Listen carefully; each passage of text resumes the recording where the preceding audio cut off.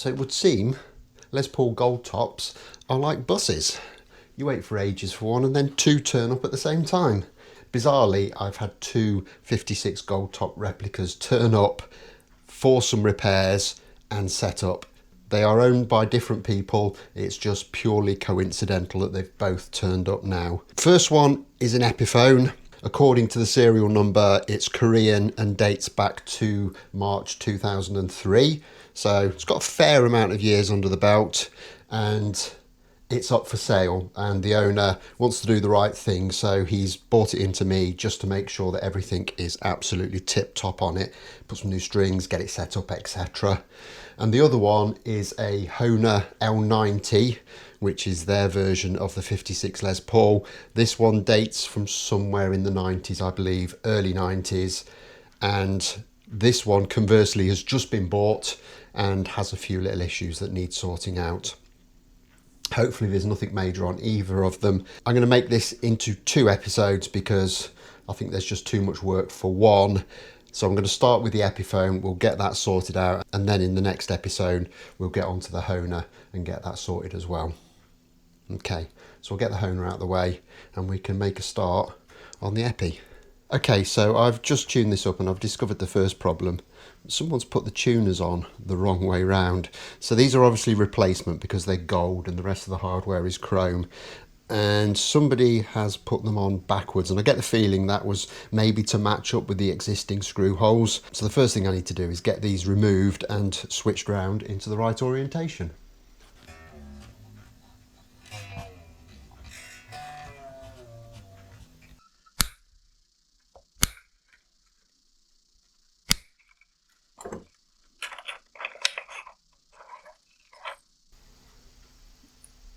Oh my God, what's he done with these?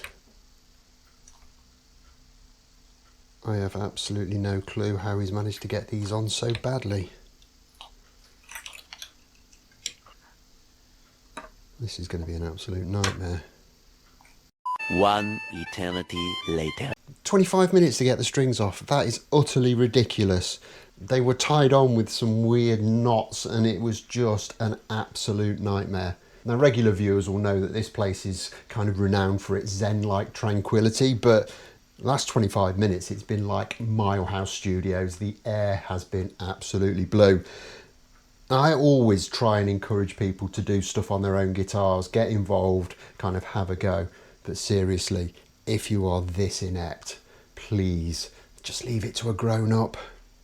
Now, I've already got 2 of the screws off this tuner and now I've got the string off. It should come out.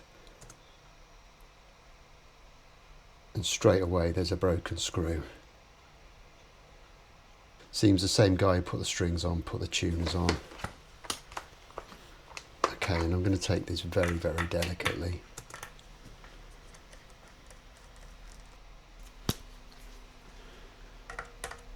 Now the screws on these tuners are gold rather than the couple which are kind of chrome or just plain steel, and that kind of makes me think that there's another broken screw lurking somewhere.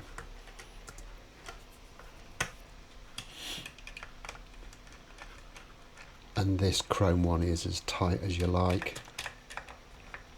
So I'll leave that one for the time being and get the rest out.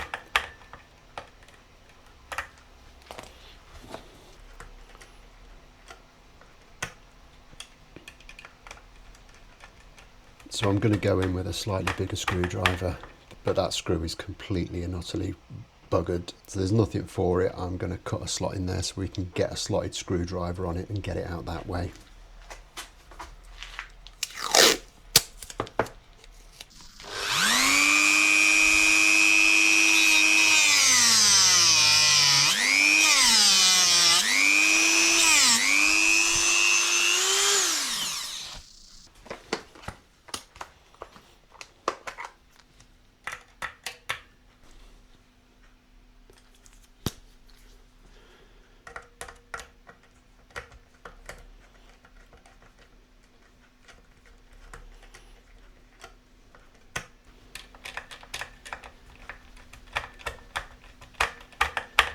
"2,000 years later." There, got it.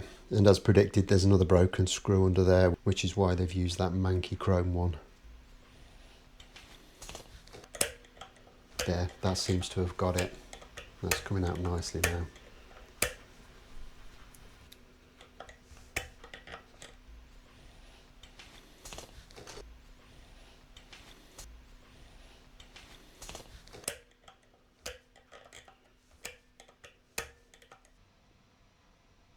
Okay, so that's the tuners put back in, and there are actually some holes that are visible. So what I'm going to do is I'm going to put some tape on, and I'm just going to mark which holes need to be filled. And a little bit of tight bond on a cocktail stick, push that right down into the hole.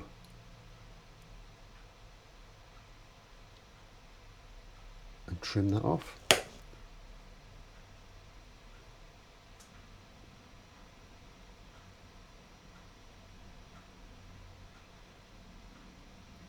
Rinse and repeat that with the rest of the holes.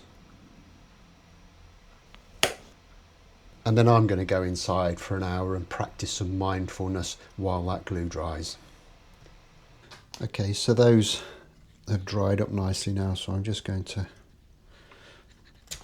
gently kind of trim them back.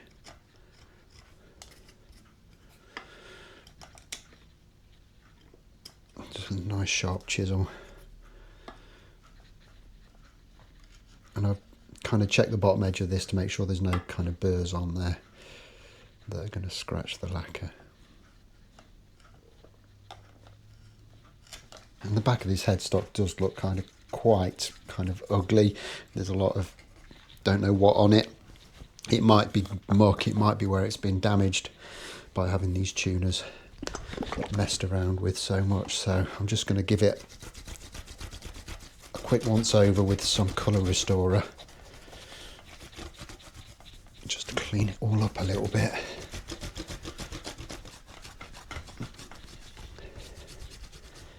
And that kind of instantly looks a lot better.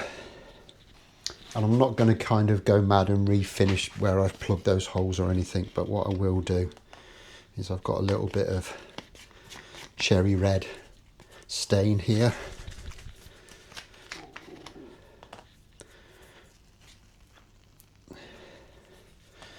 And I'm just going to dab a little bit on with a cotton bud, just to give it a little bit of colour so it's not quite so obvious that we've plugged those holes. I'll just leave that for a few seconds to dry off. Soak into that end grain. A little bit more. And then we can go about getting these tuners put back in the right place.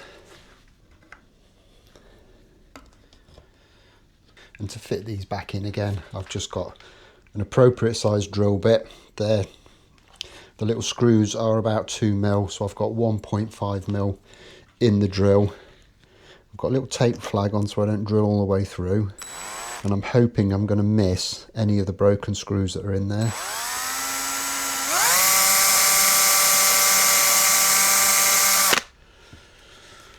Nice pilot hole.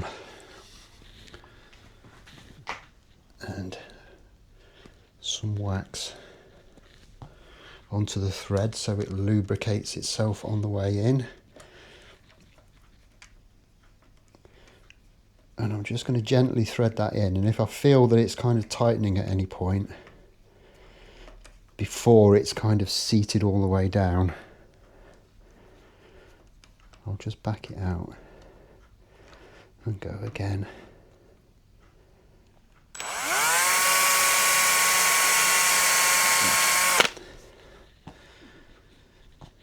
To be fair, all these screws have to do is kind of hold the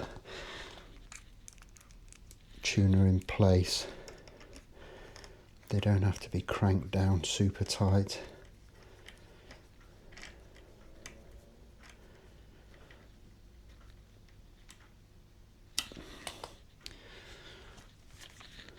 And if you kind of bear that in mind,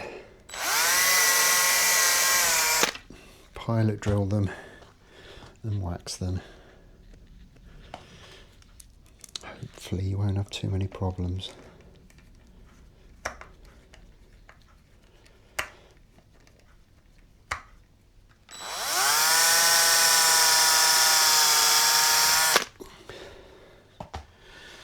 So I'm going to carry on working my way through these, and I'll join you back when they're all done. Okay, and there's the tuners back on, and to be honest, I think that looks all okay. You can see if you look really closely that those holes have been plugged, but you have to really kind of give them a good look. So I think that is more than adequate. I didn't have any replacement gold screws, so there's just a couple of kind of chrome ones in there. It's a small detail, but ultimately much better than the setup that we had a few minutes ago. And just to clarify what was going on with those strings, you can see there's two sets of holes in each of these tuners, and whoever had strung it up last time had kind of fed the string through one and then through the other and then wound it on, so it was all tangled up and kind of really difficult to get off. So please don't do that. Whoever's repairing your guitars or setting them up will not thank you for it. So with that done, we've got a tiny little bit of cleaning up to do on the fretboard.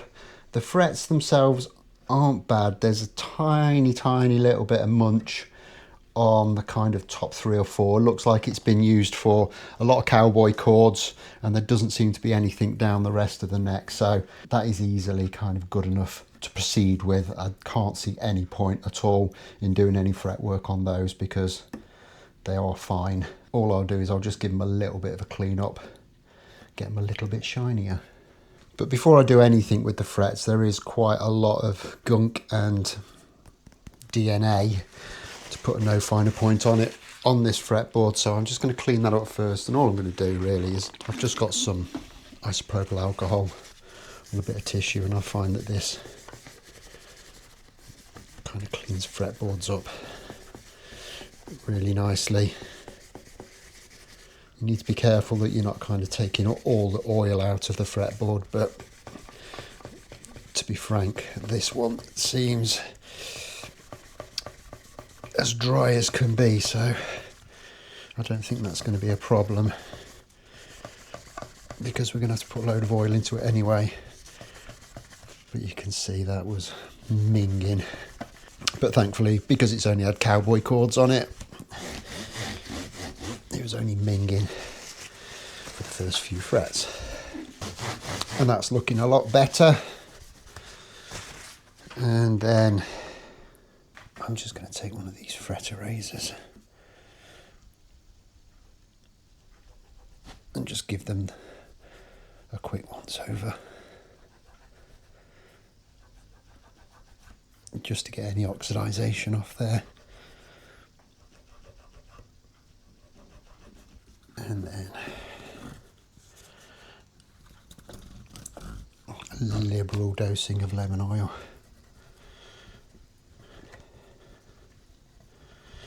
Which I'm just going to let sit on there and soak right in. Probably going to take a few coats, so I'll get back to you when that's done. Okay, so that's the fretboard all oiled up, and it's looking a lot better. Looks a lot darker and a lot nicer. So next major step here is to put some new strings on this and get it set up and playing again. However, there is the issue with the strap button down the heel of the body, which needs addressing as well. So I'll get that set up so you can see what I'm doing, and we'll have a look at it. To be honest, given what I've found so far, I'm not particularly looking forward to what I might find down there.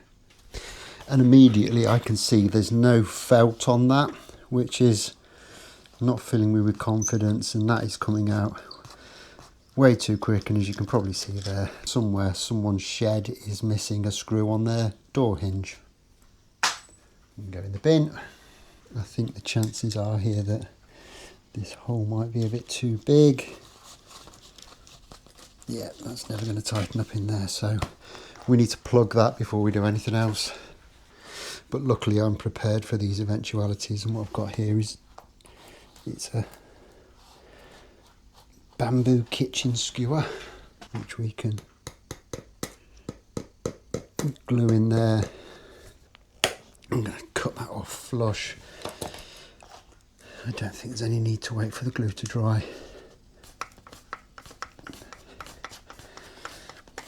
And that's nice and secure now. Okay, let's get some strings on.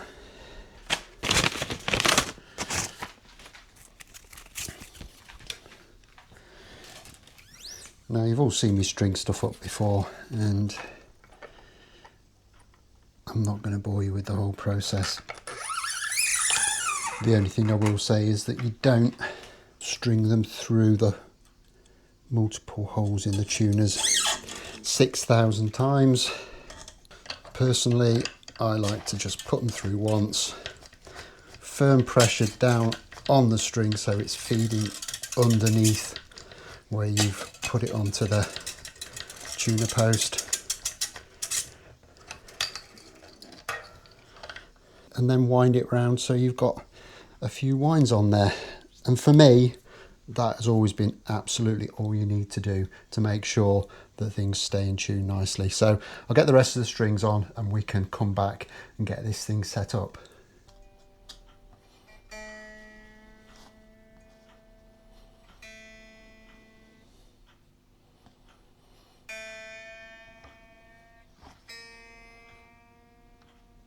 Okay, so we're strung up and we're in tune, so we can just give this a quick setup and we should be about done. And I'm going to look at the intonation first. I have played this and it seemed like it was pretty close to good intonation. The action is kind of roughly where we'd want it to be, I think. So we'll get the intonation sorted and then we can have a look at the rest of the setup.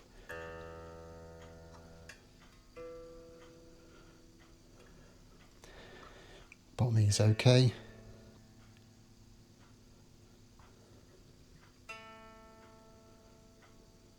Touch sharp. So we just need to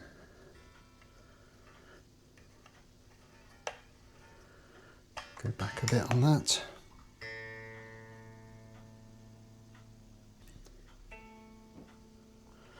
Spot on.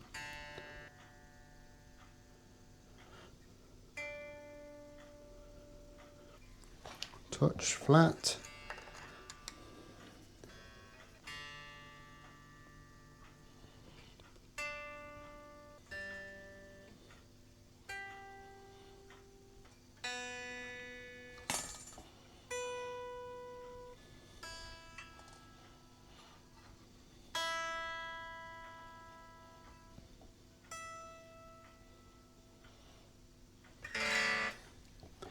Spot on, happy with that. So next up, I just want to do a few checks on action, neck relief, and then I believe we're done.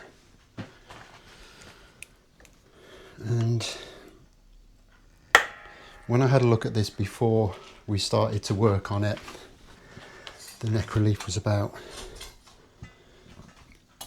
12 thou, I believe. So have another look.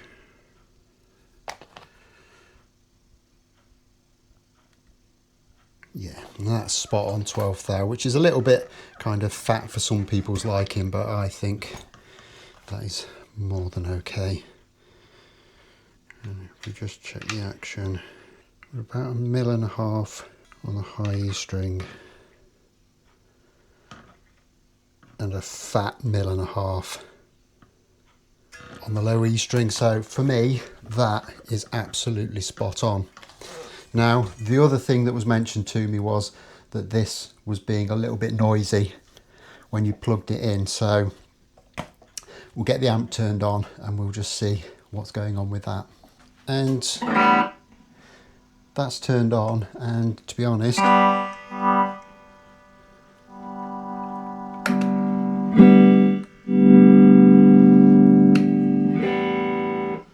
for a P90 guitar under these lights, that is absolutely spot on, but the tone pots are a little bit noisy.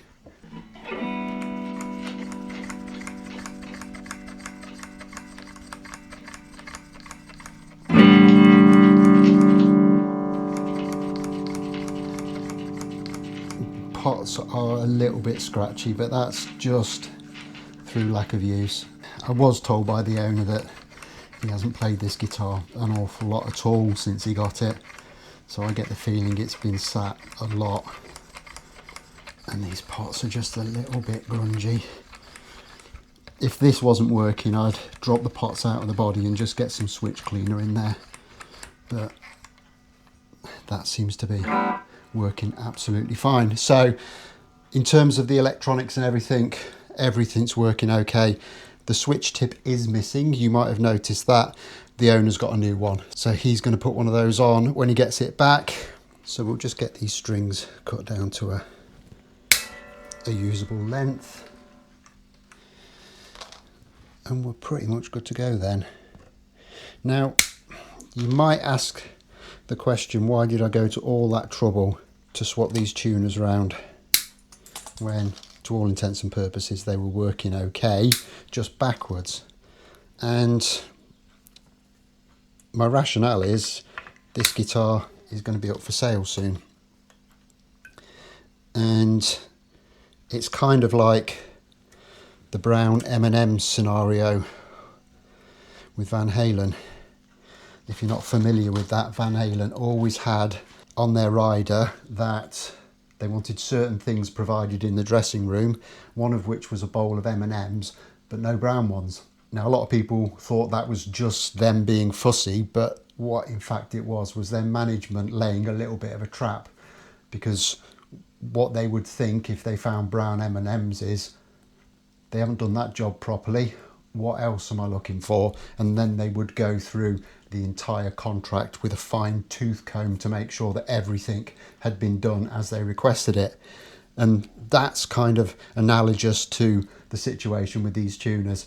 If I was buying this guitar and I started to play it and tried to tune it up and the machine heads were working backwards, I would be then thinking, what else is wrong with this? And that would lead me to look an awful lot further. Now, as we now know, having been through this guitar is absolutely fine. I would happily buy this if I was in the market for an Epiphone Goldtop. I'm not, Mrs. Shed will be happy to know. But whoever gets this should be fairly confident that they've got a nicely set up and a fully functioning guitar. Right, so that's the first one done, and there was a lot of faffing about with those tuners. The screws drove me mad. Whoever installed those strings needs to have a long, hard word with themselves, because that was ridiculous. But we're done and we're sorted out. So we can get this one back to its owner, and then I can start work on the Honer, but that's going to be for the next episode. I'll be back in a couple of days' time when we get that one sorted out. So until then, don't forget to hit like if you've enjoyed this, subscribe if you haven't already done so, and I'll look forward to seeing you next time. Thanks a lot for watching. Bye bye.